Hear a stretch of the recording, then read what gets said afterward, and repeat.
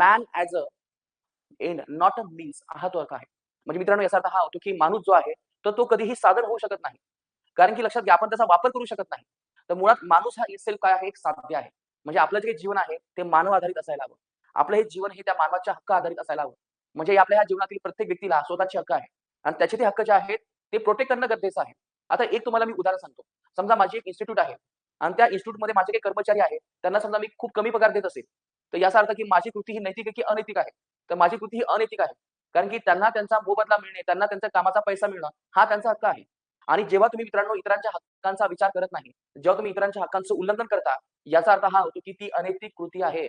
जेव्हा तुम्ही त्या लोकांच्या हक्कानुसार वागता, या समजा तुमच्या टीममध्ये एखादा व्यक्ती आहे, तो नेहमी त्याच्या क्रिएटिव्हिटी किंवा काहीतरी आयडिया तुम्हाला सांगत असतो. पण तुम्ही त्याला काय करता? डॉमिनेट करता, त्याला गप्प आहे असं म्हणता. तू गप्प बस. मग अशा वेळेस मित्रांनो तुमची कृती नैतिक आहे की अनैतिक आहे? तर ही तुमची या ठिकाणी ती कृती ही अनैतिक आहे. कारण की तुमच्या टीम मेंबरला बोलणं हे त्याचं स्वातंत्र्य आहे. त्यांनी ते बोलायला हवं.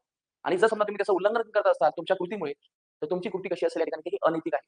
म्हणजे हक्काधिष्ठित दृष्टिकोन या शब्दाचा अर्थ हा होतो, की तुम्ही इतरांच्या हक्कांचं संवर्धन करायला हवं. इतरांच्या हक्कांचा तुम्ही रिस्पेक्ट करायला हवा. इतरांच्या हक्कांचं तुम्ही संरक्षण करायला हवं. जर तुम्ही अशा प्रकारचं करत असाल, तर याला आपण इथे नैतिक वर्तन असं म्हणतो. आणि जर याच्या विरुद्ध असेल, तर आपण याला इथे अनैतिक वर्तन असं म्हणतो. तर हे लक्षात घ्या.